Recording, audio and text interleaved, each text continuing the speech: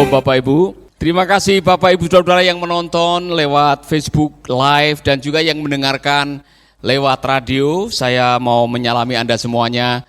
Kita harus bersyukur kalau pagi hari ini masih diberi kesempatan untuk mendengarkan kebenaran firman. Karena saya selalu mengulangi kalimat ini. The future you hold depend on the revelation you carry. Masa depanmu tergantung dari pewahyuan firman yang Anda terima. Semakin banyak firman yang menjadi rema, semakin hebat hidup Anda. Kalau boleh saya mengatakan, kualitas hidupmu tergantung dari keyakinanmu, keyakinan akan firman Tuhan. Dan pagi hari ini cukup istimewa karena kita sampai di Kejadian pasal 23. Jadi kalau Bapak Ibu mengikuti, saya berkhotbah dari pasal ke pasal. Dan saya belajar dari setiap pasal selalu ada pembelajaran yang luar biasa. Sampai di pasal yang ke-23 saya menemukan satu kenyataan yang membuat saya banyak merenung, saudara. Sarah hidup 127 tahun lamanya. Itulah umur Sarah. Kemudian matilah Sarah di Kiryat Arba, yaitu Hebron, di tanah Kanaan. Lalu Abraham datang meratapi dan menangisinya. Lalu Abraham datang meratapi dan menangisinya. Dalam terjemahan bahasa Inggris dibilang weeping. Weeping itu orang Jawa bilang nangis guguk. Tahu nangis guguk. Nangis sampai betul-betul bukan hanya nangis 1 menit, nangis berhari-hari.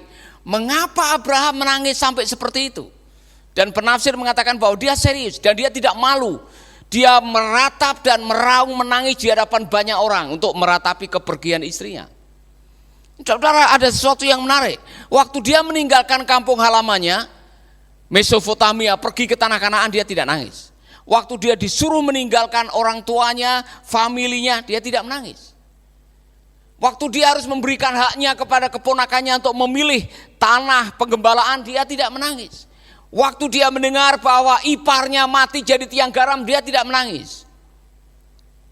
Waktu istrinya diambil Firaun dan diambil Raja Abimelek, dia tidak menangis. Tapi kali ini, dia menangis.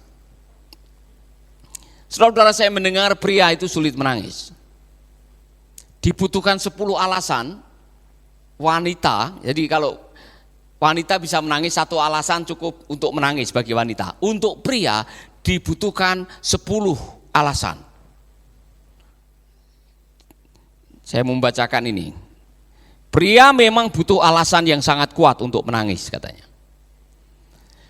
Atau mungkin kalau digabungkan sekitar 10 kali lipat alasan dari wanita menangis, baru bisa membuat laki-laki menangis.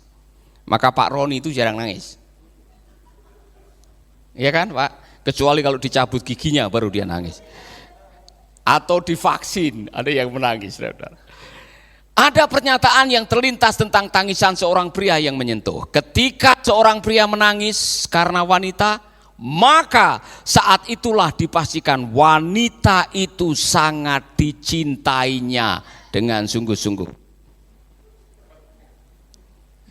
Amin. Tahukah engkau kaum pria sesungguhnya jauh lebih sering menangis, tapi tangisannya dalam bentuk lain. Namun mereka menyembunyikan tangisannya di dalam kekuatan akalnya. Itulah mengapa Tuhan menyebut para pria pada pria terdapat 2 kali lipat akal seorang wanita. Dan itulah sebabnya mengapa tiada yang kau lihat melainkan ketegarannya. Dalam hatinya menangis, tapi dia tidak menangis. Pria menangis karena tanggung jawabnya di hadapan Tuhannya. Dia menjadi tonggak penyangga dalam rumah tangga. Menjadi pengawal Tuhan bagi ibu, saudara perempuan, istri, dan anak-anaknya. Mengapa? Maka tangisan pun tidak pernah nampak di kening matanya. Tangis pria adalah pada keringat yang bercucuran demi menafkahi keluarganya.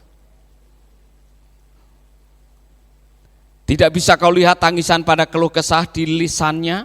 Pria menangis dalam letih dan lelahnya menjaga keluarganya dari kelaparan. Tidak dapat kau dengar tangisannya pada omelan-omelan di bibirnya.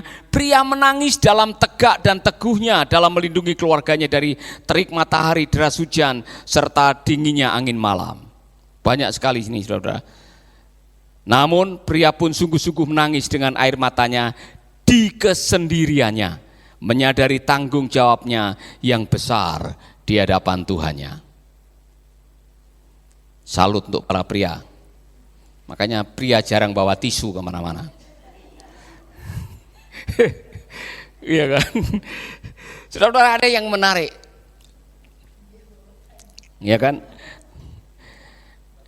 Sarah ini sangat menarik sekali. Maksudnya kisahnya menarik karena menurut penafsir, di dalam seluruh Alkitab, wanita yang kematiannya disebutkan umurnya hanya satu. Sarah.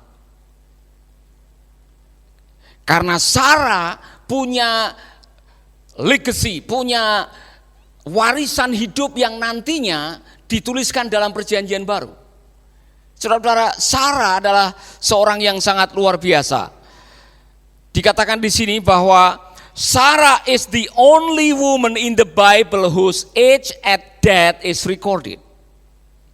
Mengapa umurnya dicatat? This give us some measure of how highly she is regarded in the Bible. Itu menunjukkan betapa luar biasanya dia dihargai di dalam Alkitab. Saya bisa memahami kenapa Abraham menangis. Karena dia adalah penolong yang menyertai dia mulai meninggalkan kampung halamannya di Ur atau di Mesopotamia, mengembara sampai di tanah perjanjian itu, saudara. Dan saya melihat perjalanan hidupnya tidak mudah. Perjalanan hidupnya penuh dengan liku-liku, penuh dengan tantangan, tetapi dia mengakhiri dengan baik. Sarah mengakhiri hidupnya dengan baik. Itulah sebabnya, saudara-saudara, Allah mengubah namanya. Dan perubahan namanya adalah nubuatan akhir hidupnya. Dari Sarai, my princess, menjadi Sarah, the princess. My princess adalah mungkin dia menjadi ratuku atau secara pribadi, my. Tetapi pada waktu dirubah oleh Tuhan menjadi the princess, maka dia menjadi milik umum. Maka nama Abraham dan Sarah itu masuk di agama Yahudi, di agama Islam, di agama Kristen, dan sampai hari ini masih menjadi berkat. Berapa banyak orang yang namanya pakai atau wanita yang pakai nama Sarah, ya kan? Saya belum ketemu ada orang yang memperkenalkan namamu siapa? Hagar. Banyak yang namanya Sarah atau Abraham, ya kan? Tidak ada yang namanya jarang yang namanya Lot. Tapi Abraham lebih terkenal. Nah, saudara-saudara, saking terkenalnya Sarah ini, sampai di dalam Perjanjian Baru reputasinya seperti ini.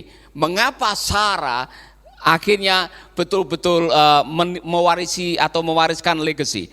Di dalam kitab Perjanjian Baru dikatakan, perhiasanmu janganlah secara lahiriah, yaitu dengan mengepang-epang rambut, memakai perhiasan emas, atau dengan mengenakan pakaian yang indah-indah. Tetapi perhiasanmu ialah manusia batiniah yang tersembunyi dengan perhiasan yang tidak binasa, yang berasal dari roh yang lemah lembut dan tentram, yang sangat berharga di mata Allah. Sebab demikianlah caranya perempuan-perempuan kudus dahulu berdandan, yaitu perempuan-perempuan yang menaruh harapannya kepada Allah. Mereka tunduk kepada suaminya sama seperti Sarah, taat kepada Abraham dan menamai dia tuanya. Dan kamu adalah anak-anaknya jika kamu berbuat baik dan tidak takut akan ancaman. Saudara-saudara, sejarah mencatat bahwa Sarah itu cantiknya luar biasa. Sampai di umur yang mendekati 90 masih menarik Raja Abimelek. Ada banyak yang mengatakan bahwa Sarah punya kecantikan itu tidak bisa ditutupi. Makanya Abraham mengatakan karena istrinya cantik akan jadi godaan bagi banyak orang. Bilang ya, kamu adalah saudariku. Jangan bilang kalau kamu istriku. Kalau kamu bilang bahwa kamu adalah istriku, nanti saya akan dibunuh, saya akan mati gara-gara kecantikanmu ini. Saudara-saudara, kecantikan Sarah dibicarakan di dalam perjanjian baru. Karena apa? Saya mohon maaf ya, waktu itu belum ada pedicure, manicure, belum ada salon untuk kecantikan, belum ada. Tetapi Sarah punya penampilan diakui di dalam perjanjian lama dan perjanjian baru luar biasa. Bahkan sampai tua. Sarah umur 127 tahun tanpa menggunakan obat pelangsing, saudara-saudara. Kecantikannya luar biasa. Nah, kecantikan itu yang membuat akhirnya itu dibicarakan. Nah, yang saya masukkan di sini, tidak salah Tuhan menyebut dia the princess. Dan pada waktu Sarah meninggal, Abraham menangis. Pelajarannya bagi kita seperti ini. Saudara-saudara, sukses dalam kehidupan saudara ditentukan oleh siapa yang menemani hidup saudara. Abraham bisa mengakhiri dengan baik. Dia masih melanjutkan umurnya sampai beberapa tahun setelah anaknya menikah. Tetapi saudara-saudara, Abraham menyadari bahwa perjalanan menjalani rencana Tuhan sampai di tempat di mana Tuhan sudah menetapkan adalah sebuah perjalanan sukses yang tidak bisa dipisahkan dari teman hidup yang menemani. Jadi istri-istri dengar baik-baik. Alkitab mengatakan bahwa Allah telah menempatkan seorang wanita sebagai penolong. Bukan perongrong. Penolong. Karena apa? Allah punya visi untuk suamimu. Allah punya visi untuk Abraham. Dan untuk mencapai visinya diperlukan seorang penolong yang bisa mengoreksi, yang bisa memberikan kekuatan, yang bisa memberikan kata dorongan, yang bisa memberikan tepukan di bahu, yang bisa memberikan pelukan kasih sayang, yang bisa memberikan marah untuk memperbaiki kelakuan. Oleh karena itu saudara-saudara yang sudah menikah, tolong hargai pasanganmu.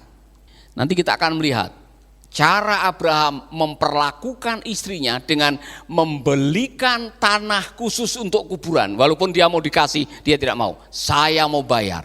Karena ini wanita yang sangat berharga, layak untuk dihargai. Amin. Haleluya. Saudara-saudara, mari kita belajar di sini bahwa orang yang bernama Abraham, saudara-saudara, menyadari bahwa kebersamaannya dengan Sarah itu sungguh berarti. Maka waktu dia menyadari istrinya meninggal, dia mourning, dia meratap dan dia menangis. Wept atau weeping, menangis saudara-saudara.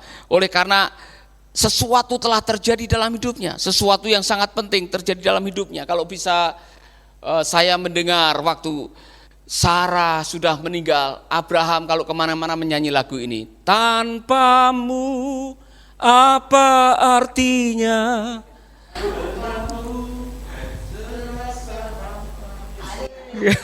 Terus gairah. Fulida masih ingat lagu itu ya? Abraham merasa kehilangan luar biasa. Karena apa? Sarah adalah orang yang telah dikirim oleh Tuhan untuk mencapai rencana ilahi di dalam hidupnya. Sahabat, Anda baru saja mendengarkan program Making Life Better. Hubungi kami di 0811 3901 144 atau 0811 3901 140. Mari dukung pelayanan Making Life Better melalui rekening BCA 66 900 30525. Sekali lagi, 66 900 30525. Atas nama Paulus Wiratno. Terima kasih, Tuhan Yesus memberkati. Making life better, making